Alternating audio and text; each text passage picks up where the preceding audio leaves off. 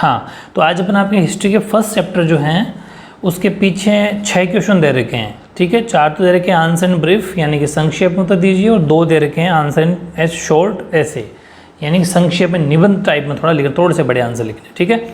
तो प्रॉपर तरीके से मैं इसके आंसर लिख के दे रहा हूँ आपको, बहुत अच्छे से आपको समझना है। पहले क्वेश्चन देखो और फिर आंसर लिखना, ठीक है। समझते हुए चलना चाहिए, वरना एनसीईआरटी क्वेश्चन अगर समझ में नहीं आएगा तो लिखोगे क्या एग्जाम, ठीक है।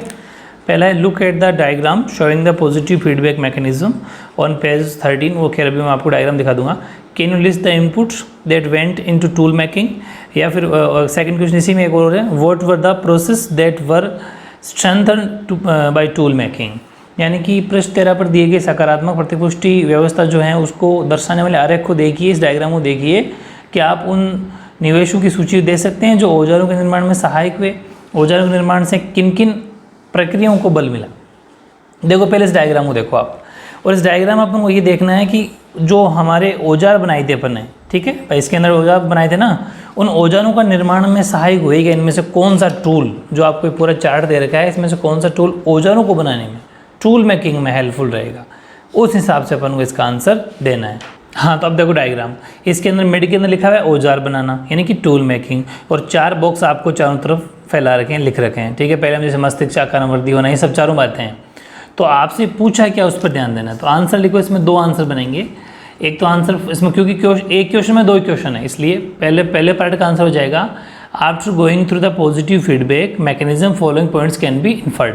ये तो हेडिंग है कि मतलब कि उपरोक्त सकारात्मक प्रतिपुष्टि व्यवस्था आलेख में औजारों के निर्माण में महत्वपूर्ण बिंदु इस प्रकार है। उसमें क्या क्या है, पहला increased brain size and capacity of brain, यानी कि मस्तिष्क का आकार और उसकी क्षमता में वृद्धि। दूसरा अपराइट वॉकिंग, यानी कि वो सीधे खड़े होकर जो चलना सीख गया था वो। तीसरा walking while phrasing and hunting, यानी कि भोजन और शिकार की तलाश में जो लंबी दूरी तय करते थे वो। या ऐसा मान लो कि भ्रमण करना, ठीक है। आप इसको आगे थोड़ा एक्सटेंड कर लेना इंग्लिश के अंदर, walking while phrasing and hunting, या फिर ब्रैकेट में लॉन्ग डिस्टेंस भी कर सकते हो। फिर चौथा free hands to use tools, औजारों के इस्तेमाल अगर हो गए तो सीधी सी बात है हाथ क्या हो गए, फ्री हो गए, हाथ स्वतंत्र हो गए। ये तो कुछ सिंपल सी बात थी, हालांकि ज़्यादा इंपॉर्टेंट नहीं है, लेकिन फिर भी इसको आंसर के लिए आपको कोशिश करनी है पूरी। तो इसका बी है the process that were strengthened by tool making. इसमें क्या क्या स्ट्रेंथ की बात की जाए, यानी कि औजारों के निर्माण से कौन कौन सी प्रक्रियाओं को बल मिला है, फ़ायदा मिला। तो उसमें पहला है जो प्रिमिटिव मैन था, जो पहले आदिमानव था, वो primitive man was able to protect himself from wild animals. सीधी सी बात है, जो जंगली जानवर है उससे वो अपने आप को बचा सका, ठीक है, क्योंकि जब पहले तो टूल मेकिंग था नहीं, इससे पहले तो जैसे ही औजार उसके हाथ में आए तो जितने भी भयानक जो जंगली जानवर थे उनसे वो अपने आप की रक्षा कर सका। दूसरा point, framing and hunting become easier with the tool making, यानी कि औजारों की सहायता से खेती करना है, शिकार करना, ये ईजी हो गया उसके लिए, ठीक है। और तीसरा है along with the tool making the dress of primitive man improved and started wearing animal skin, बिल्कुल सही है। ये जब से टूल मेकिंग आया, सीधी सी बात है, सुई का निर्माण कर लिया था उसने, सुई का, ठीक है। अगर सुई बन जाएगी तो क्या करेगा वो, औजारों के निर्माण के साथ ही आदिमानव पहनावे में सुधार कर लेगा। अपना पहनावा पहले नहीं पहनता था ना वो, तो जानवरों की खाल को पहनने लग गया, उनको सुई से सिल के, ठीक है। तो ईजी है, ये आपका क्वेश्चन था फर्स्ट जिसका आंसर बना कंप्लीट। फिर देखो क्वेश्चन नंबर 2, मानव और लंगूर तथा वानरों जैसे स्तनपायियों के व्यवहार तथा शरीर रचना में कुछ समानताएं पाई जाती हैं। इससे ये संकेत मिलता है कि संभवतः मानव का क्रमिक विकास वानरों से हुआ। बहुत अच्छा क्वेश्चन है। Humans and mammals such as monkeys and apes have certain similarities in behaviour in anatomy. This indicates that humans possibly involve from apes, ठीक है। अब इसने पूछा, उसमें अलग अलग पार्टीशन दे रहे हैं, आपसे list the resembles in 2 columns under the headings of. उसमें पहला तो रहेगा बिहेवियर का, दूसरा एनाटॉमी का, यानी कि पहला तो व्यवहार का और दूसरा आपके शारीरिक का। तो मैंने इसमें टेबल बना के बहुत ही शानदार एक्सप्लेन किया है। इसके पहले तो अपन बात करेंगे सिमिलरिटी की, वो भी व्यवहार, ध्यान से समझना, पहले व्यवहार का समानता व्यवहार की, फिर व्यवहार में अंतर, फिर अपन शारीरिक समानता यानी कि एनाटॉमी की सिमिलरिटी, और उसके बाद में एनाटॉमी की अंतर एंड डिफरेंस। तो अलग अलग मैंने बहुत ही शानदार पार्टीशन बना दिए हैं। पहला व्यवहार में समानता क्या आती है, सिमिलरिटीज बिहेवियर के अंदर। तो देखो सीधी सी बात है, ये अच्छा क्वेश्चन है, ध्यान से समझना, वेरी इंपॉर्टेंट है। मानव पेड़ पर चढ़ सकता है, बिल्कुल, तो वानर और लंगूर भी पेड़ पर चढ़ सकते हैं। एक तो ये समानता, यानी कि ह्यूमंस क्लाइम ऑन ट्रीज और monkeys and apps can also climbs on trees, ठीक है। सेकंड, मानव लंबी दूरी चल सकते हैं, तो ये भी लंबी दूरी चल सकते हैं, यानी कि human can walk long distance और ये भी they can also walk long distance. तीसरा, जो मानव होता है वो अपने बच्चों को, मतलब जो मादाएँ होती है, माँ होती है, माँ अपने बच्चों को जन्म देती है ह्यूमंस के अंदर, तो इनमें भी माँ अपने बच्चे को जन्म देती है। 3 तो सिमिलरिटीज़ होती है। और भी अगर आपके माइंड में कुछ आए तो आप लिख सकते हो। ऐसे इस छोटा आंसर है, इसलिए 3 पॉइंट भी बहुत हो जाएंगे, क्योंकि अपन को इसमें कुल मिला के 4 क्वेश्चन है। फिर अपन बात करते हैं शरीर से क्या समानता थी, शारीरिक समानता, यानी कि सिमिलरिटीज़ एनाटॉमी। उसमें पहला था कि मानव कशेरुकी हैं, कशेरुकी मतलब इसमें बैकबोन है, रीढ़ की हड्डी है, और ये भी कशेरुकी होते हैं, यानी ह्यूमंस आर वर्टिब्रेट्स, और इसका भी दे आर ऑल्सो वर्टिब्रेट्स।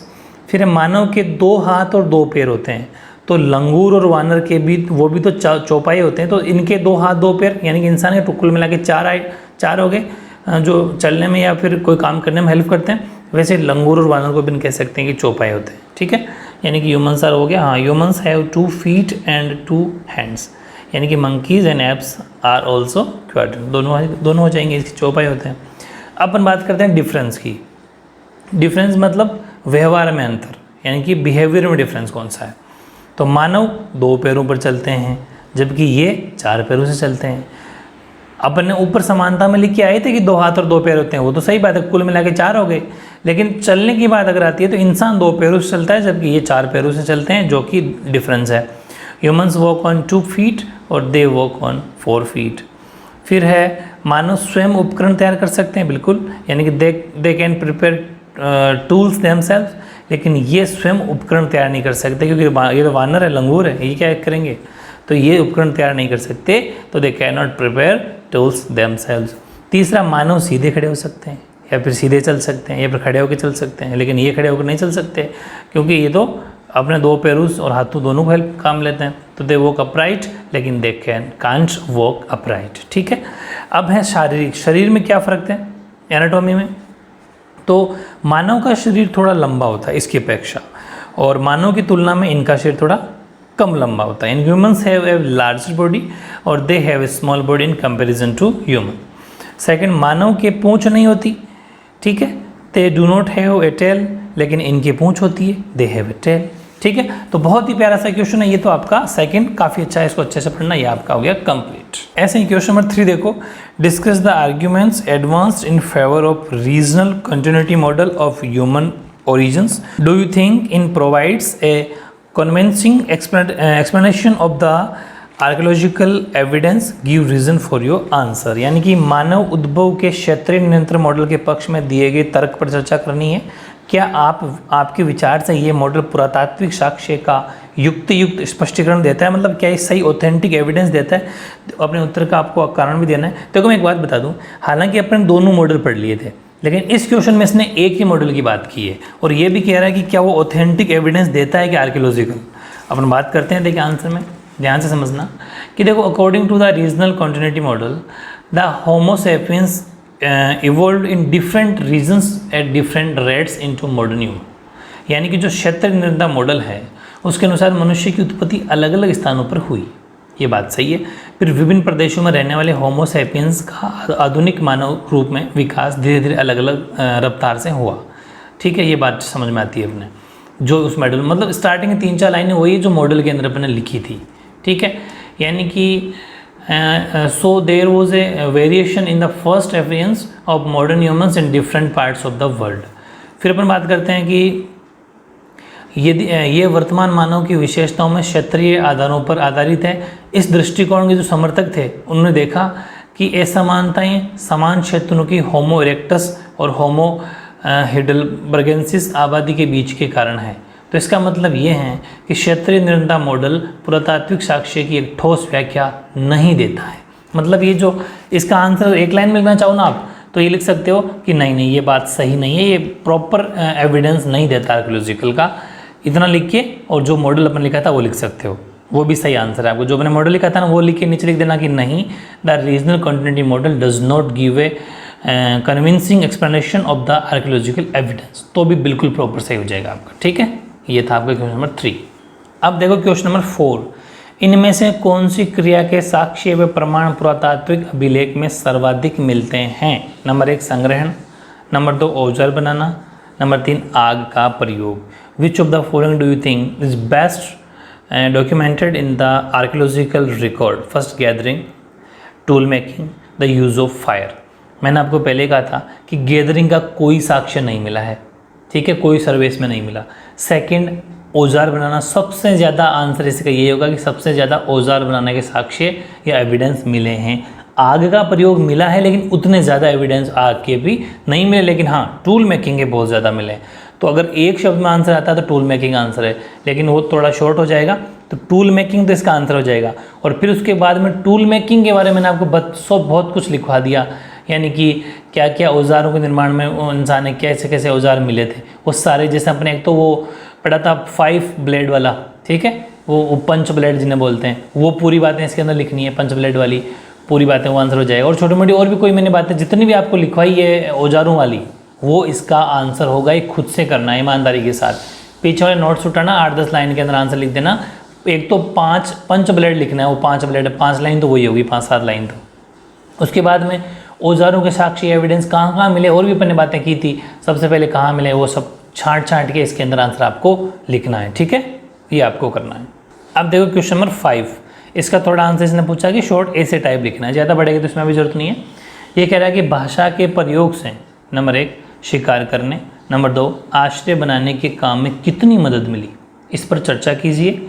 और उन क्रियाकलापों के विचार संप्रेषण के अन्य किन तरीकों का इस्तेमाल किया जा सकता था। तो discuss the extent to which hunting, constructing shelters would have been facilitated by the use of language. What other modes of communication could have been used for these activities? इसने 2 बातें पूछी आपसे, शिकार करने में और आश्रय करने में कितनी मदद मिली लैंग्वेज की, भाषा की। काफ़ी अच्छा क्वेश्चन है, ये आ सकता है। क्वेश्चन नंबर 2 भी काफ़ी अच्छा था और क्वेश्चन नंबर 5 भी अच्छा, बस ये 2 ही क्वेश्चन पीछे वाला इंपॉर्टेंट है, बाकी तो नॉर्मल क्वेश्चन है, ज़्यादा इंपॉर्टेंट नहीं है। तो देखते हैं इसमें। हाँ, तो देखो इसमें पहले का आंसर 5th में 2 पूछे ना, इसलिए 5th का अपन क्या देखते हैं या फिर ए देखते हैं कि भाषा के प्रयोग ने अनेक प्रकार से मनुष्य की शिकार गतिविधि मदद की। कौन कौन सी मदद की?